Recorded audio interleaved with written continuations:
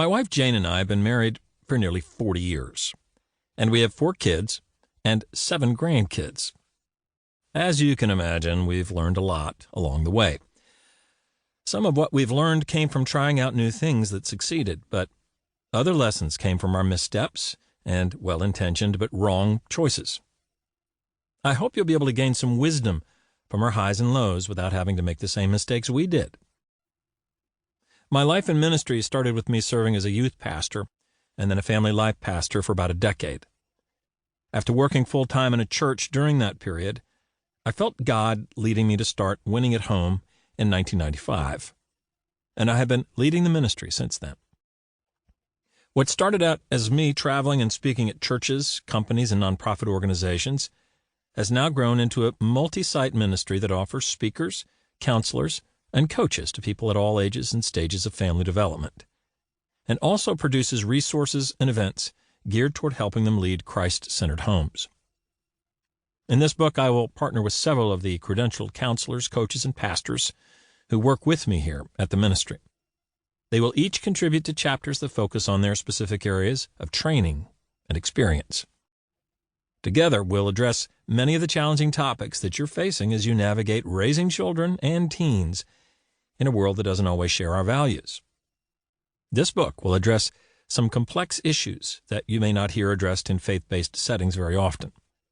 We hope and pray that this will help parents with kids of all ages to handle challenging situations in ways that honor God. Parenting from True Identity. We're starting with identity in Chapter 1 because this lies at the core of how we parent. The following chapters will all focus heavily on your children, but this chapter will primarily focus on you. Because if we aren't intentional about being aware of our own values and priorities, we very likely will unintentionally pass some things along to our kids that we don't want them to inherit. In other words, if we don't understand ourselves as fully as possible, we will probably project our insecurities, triggers, frustrations, and unmet expectations of ourselves onto our kids. None of us mean to do this, and none of us want to do it. But that's the tricky thing about values and priorities.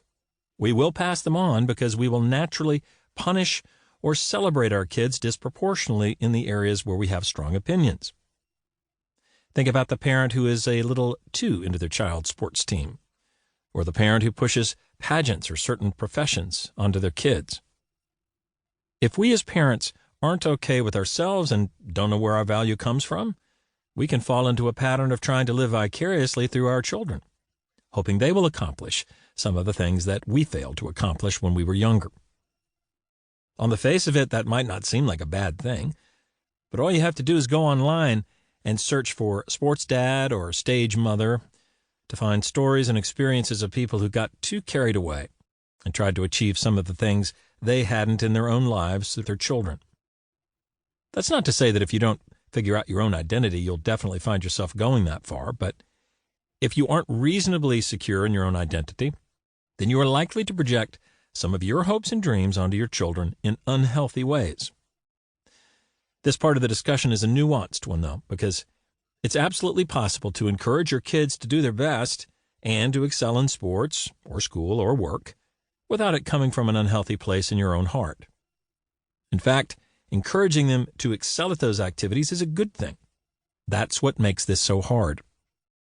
You have to do the interior work yourself to figure out what your motivations are and where you might be encouraging your kids in a certain direction, not because it's best for them, but in an attempt to make up for your own feelings of inadequacy or lack of success.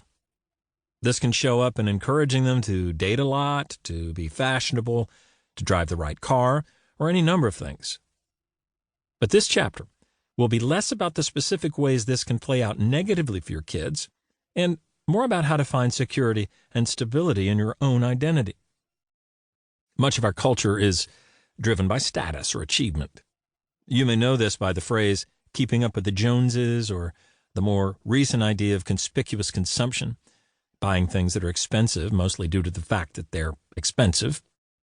But a good chunk of the people who are using those things, or at least partly doing so, because they are status symbols.